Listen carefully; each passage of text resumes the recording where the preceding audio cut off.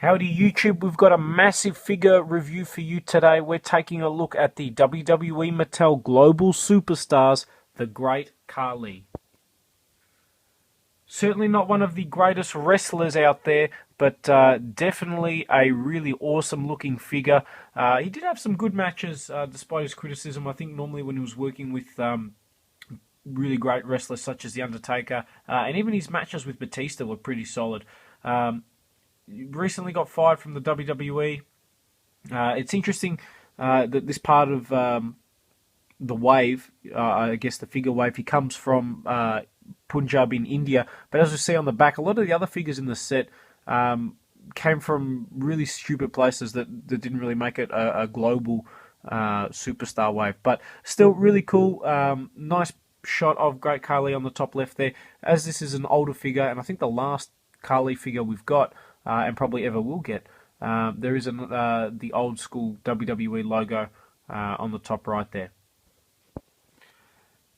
Taking a look on the back, obviously his poor English skills translate to his really funny looking signature there. Nice shot of Khali again.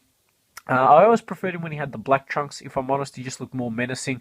And I think when they made him the Punjabi playboy and all that sort of crap, it really just ruined him, if I'm honest. I think when he was the monster, when he was feuding with people like Undertaker and Batista, that was when he was at his best and most impressive. CM Punk, other figures in the set from Global Superstar, Chicago. Okay, and then we've got Alberto Del Rio from Mexico, which is pretty close to the US, so I guess you can get away with that being global. Rey Mysterio, also Mexico.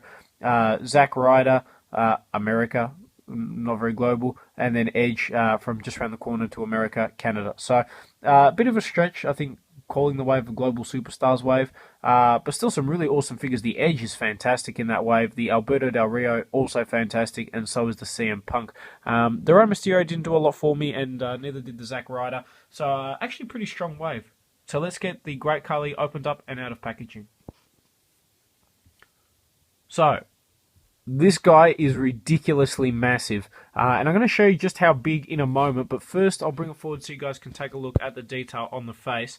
I think it's a really nice face sculpt, except for the fact that there's all this crap on the side there that really ruins the figure. I got this guy online from WrestlingFigures.com or Ringside Collectibles, along with some others, and they all came with basically ruined faces. I don't know if they gave me the dud ones because I'm in a different country or what, but it's not the first time it's happened, and it's a little disappointing to get that, because it kind of really ruins what would be an awesome figure otherwise. Still is a really cool figure. I think I did a good job nailing the face sculpt.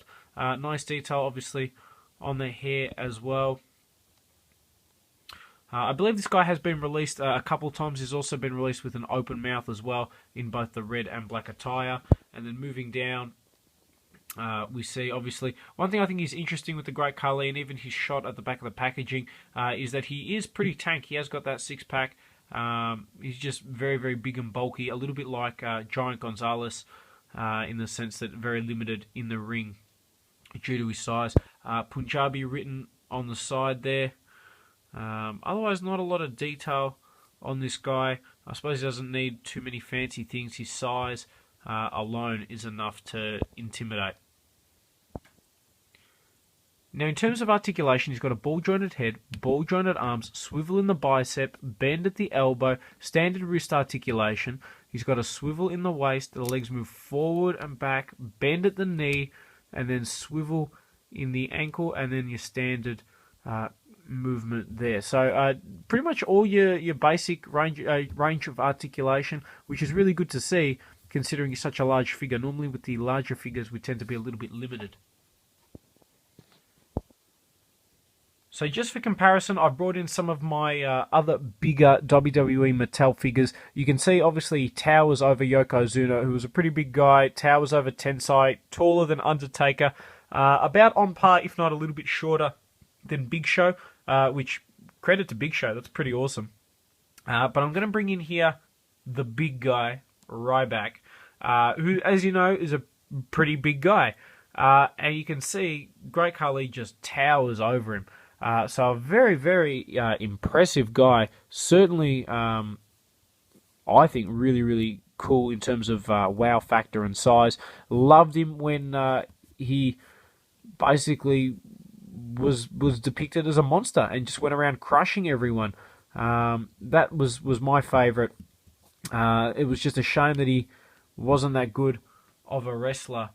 And ended up getting let go. A real shame. But he did still have some great matches, again with Batista. The Punjabi prison match, I remember watching that as a kid with Undertaker and thinking, oh man, this is going to be such a great match. And then we were all like, why the hell is Big Show coming out? So something happened and he wasn't cleared, but he ended up versing Batista in the end, so in the Punjabi prison match. So we ended up getting to see the great Khali in action. It wasn't a bad match, but just a shame this guy couldn't put enough good matches together to stay with the WWE. Really awesome figure, though. I think, honestly, just the size of it makes it impressive enough to want to pick up. Because he's not with the WWE anymore, you can probably get it for fairly cheap. So I'd recommend this, and hopefully you guys have enjoyed this review on the WWE Mattel Global Superstars, the Great Khali.